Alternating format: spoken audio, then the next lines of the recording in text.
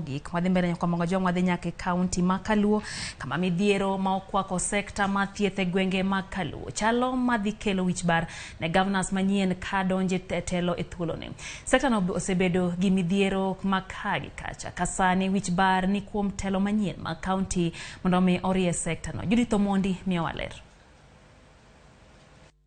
E kinde ma governors manyien mane oyier Kaluo, mano Kisumo, Siaya, Migori kod Homa Bay chako tich bang' chamo muma, penjo mar jopiny en ni singo mar bero ngima ahinya to e weche thieth kaka ne osing kod governors gi bende idhi chopi. Kaluwore kod jagoro maduong' mar riwruok mar lakteche pacho kae Davji Atela, weche mag mibadhi oserocho chenro mag thieth Kaluo. Gima duong' ma governors gi nyaka ng'e ni thieth en nguzo maduong' mar jopiny. Gima oseketho weche thieth en mibadhi. Governors oketo healthcare ok priority. Pesa ma onego beni chulo jothieth joma tiyo dakteche michulo nurses gite thothne ji kawo keto gi ang'o e dongruok mag yo mag pogore. Kaunti ma Homa Bay kaluwore gi Atela otelo kuom chenro mag thieth morochore moloyo kipimo gi counties mamoko ma Kaluo. Apisa maduong' mar thieth e kaunti no Dr. Gerald Akech chwalo rem mar gi ne gavana manyien. Wasebedo ka wantie gi gomo mang'eny ma kaunti ma Homa Bay.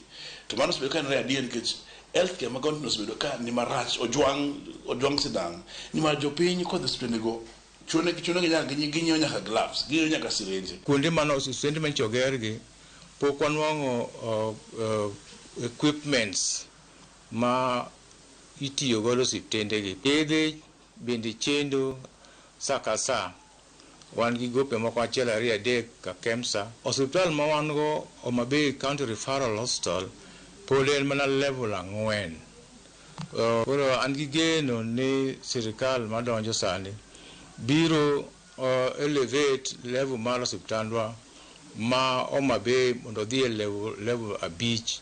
Jodak e kaunti ma Siaya kod Migori bende chwalo ywak margi, yedhe, lakteche kod pi maler e kuonde thieth. E twak ma jopiny lando. Chema health chonek ber kabisa.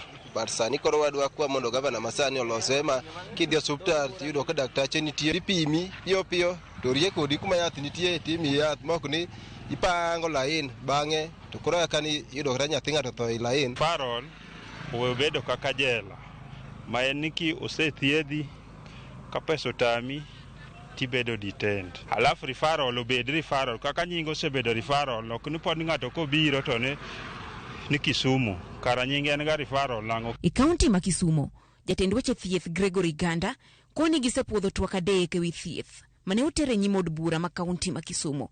E tamni mar ariyo osingo mar keto e tim twak mar adek mabiro bero aluora e yor ler e kaunti no. E bill mar adek mo osechuyo ilongo ni Environmental Health Services Bill, Environmental Health Bill. Koro a second term ni mano is what we will capitalize on. My only advice to them ni gi embrace gimilongo ni health insurance. Nikech health insurance bo konyo hospitande gi yudo pesa mar nyiewo yedhe ng'eny saidi. Koro ka gikawo insurance to pesa ni bo konyowa. Atela koni mondo oganda joluo chop lek mar thieth manengo ni ogonyore mano universal health coverage.